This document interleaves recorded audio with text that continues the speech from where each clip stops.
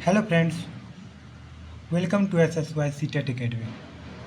तो आज हम लोग देखेंगे ईवीएस पैडागोजी के प्रीवियस ईयर के कुछ महत्वपूर्ण क्वेश्चन को। चलिए स्टार्ट करते हैं। क्वेश्चन नंबर फर्स्ट में एनसीएफ प्राथमिक स्तर के ईवीएस शिक्षण के लिए डैश दृष्टिकोण की सिफारिश करता है। एनसीएफ जो है ईवीएस में किस टाइप का ईवीएस है, किस दृष्टिकोण की सिफारिश करता है। एनसीएफ जो है ईवीएस को एकीकृत दृष्टिकोण की सिफारिश करता है, क्योंकि ईवीएस जो है बहुत सारे सब्जेक्ट का कम्बिनेशन है। बच्चों के भार को कम करने के लिए 1 to 5 तक के बच्चों के भार को कम करने के लिए बहुत सारे सब्जेक्ट को मिला के ईवीएस बनाया गया है। 1-2 में ईवीएस नहीं है, लेकिन 1-2 का ईवीएस को मैथ और भाषा में लैंग्वेज में ही पढ़ा दिया जाता है। तो ईवीएस क्या है, एकीकृत है, क्योंकि बहुत सारे सब्जेक्ट से मिलके बना है। उसके बाद विषयगत भी है, सब बहुत सारा सब्जेक्ट मिलके एक विषय बना, तो ईवीएस एक विषय भी हो गया। तो इसलिए आपका ऑप्शन हो जाएगा 1 और 2। चलते हैं नेक्स्ट क्वेश्चन पे। सार्थक अधिगम के लिए ईवीएस कक्षा में सबसे अच्छा तरीका कौन सा है। सार्थक अधिगम होता क्या है, पहले इसके बारे में जानिए। सार्थक अधिगम वही होता है जिसमें जो है एक टीचर जो है अपना बात स्टूडेंट को अच्छा से समझा सके।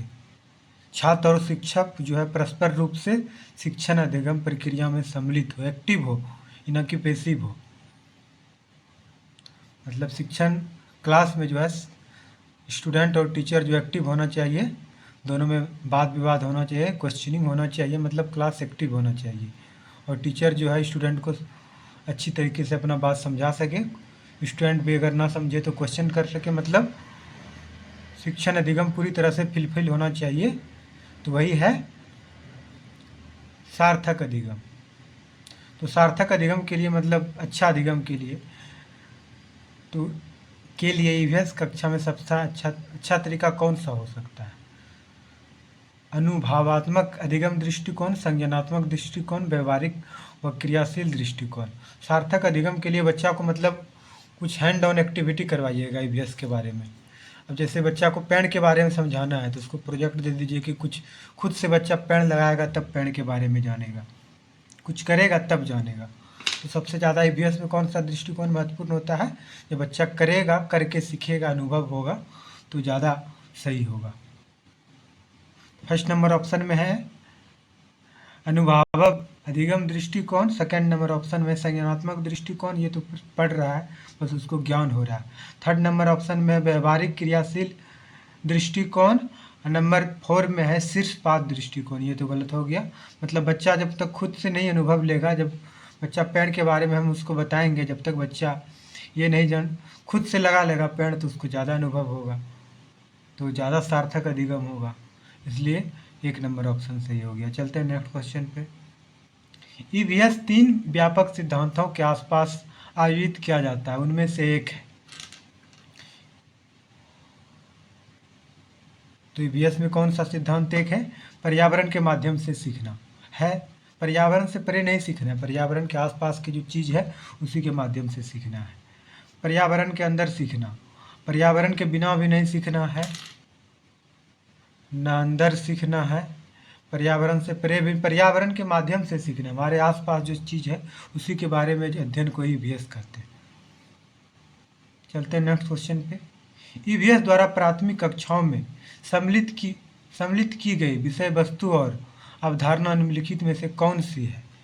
प्राथमिक कक्षा में कौन सा विषय वस्तु शामिल किया गया है।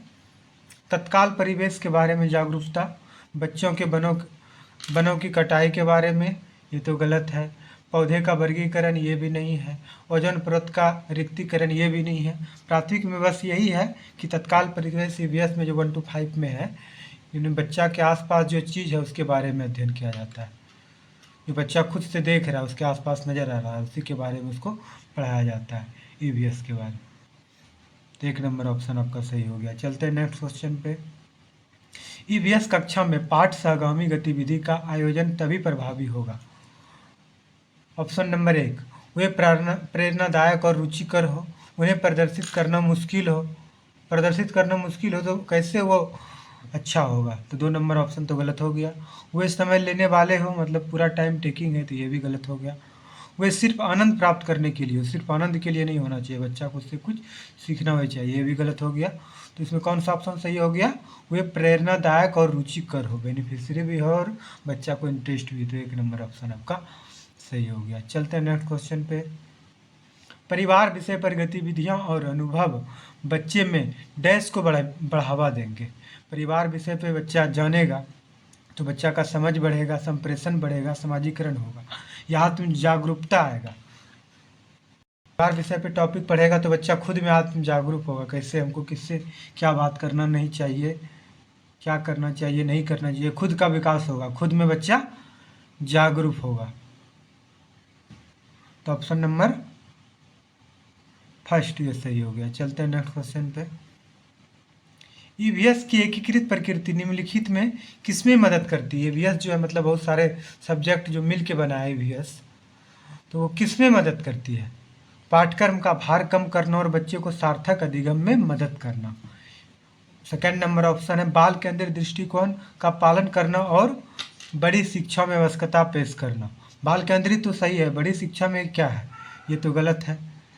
दी गई जानकारी और विवरण से सीखना, ये भी गलत है। पाठ्यक्रम के भार को कम करना और विशिष्ट विषयों में पेश करना, ये भी गलत है। सबसे ज़्यादा सटीक ऑप्शन कौन है? ऑप्शन नंबर 1, पाठ्यक्रम के भार को कम करना और बच्चे की सार्थक अधिगम में मदद करना। पर्यावरण अध्ययन अधिगम के निम्नलिखित दृष्टिकोण में से कौन सा वैज्ञानिक विकास में छात्रों की मदद करता है?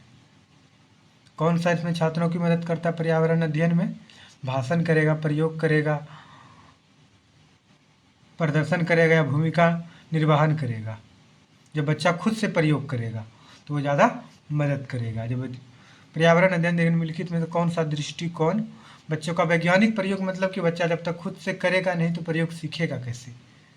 इसलिए ऑप्शन नंबर 2 राइट हो गया। चलते नेक्स्ट क्वेश्चन पे। इनमें से कौन सा अनुच्छेद प्राथमिक कक्षाओं में ईवीएस शिक्षण से संबंधित नहीं है? बुनियादी वैज्ञानिक अवधारणा और सिद्धांतों को याद करना, याद करने वाला जहाँ देखिए उसको काट दीजिए, वो गलत हो जाएगा। पर्यावरण का अन्वेषण करने के लिए अवसर प्रदान करना, नहीं, पर्यावरण जो हमारे आसपास का चीज़ है उसको जानने के लिए अवसर मिल रहा है, तो सही ऑप्शन लग रहा है। चलते हैं नेक्स्ट क्वेश्चन पे। ऑप्शन पे अवलोकन, माप, आगम, कथन और वर्गीकरण जैसे कौशल विकसित करना, ये तो गलत है। भौतिक और रासायनिक वातावरण तो है ही 1 to 5 में, फिजिक्स केमिस्ट्री है ही है, वो 6 से है, इसलिए ये गलत हो गया। तो बच कौन गया? ऑप्शन नंबर फर्स्ट बच गया। मतलब बुनियादी वैज्ञानिक अवधारणा के और सिद्धांतों को याद करना, ये तो गलत है। याद करने वाला तो गलत हो गया। तो पर्यावरण के अन्वेषण करने के अवसर प्रदान करना, हमारे आसपास की चीज़ जो है वही तो ईवीएस है, उसके बारे में जानने का अवसर प्रदान करना, ऑप्शन सही हो गया। चलते हैं नेक्स्ट क्वेश्चन पे। टीएलएम शिक्षण सहायक सामग्री पर्यावरण अध्ययन के शिक्षण को कैसे प्रभावित करती है? टीएलएम मतलब टीचिंग लर्निंग मटेरियल, जैसे चौक है, ब्लैक बोर्ड है, डस्टर है, चार्ट पेपर है, ग्राफ पेपर है, तो कैसे मदद करता है टीचर को? बोले गए शब्दों को पूरक बनकर, गृह कार्य को आसान बनाकर, शिक्षक की गतिविधियों को कम करके, पाठ्य पुस्तक की सामग्री को बदल कर, मतलब जो है पढ़ाने में मदद करता है। जो भी हम सामग्री बोल रहे हैं उसको पढ़ाने में हमको ज़्यादा फायदा होता है। थैंक्स फॉर वॉचिंग, मिलते हैं अगले अपडेट में।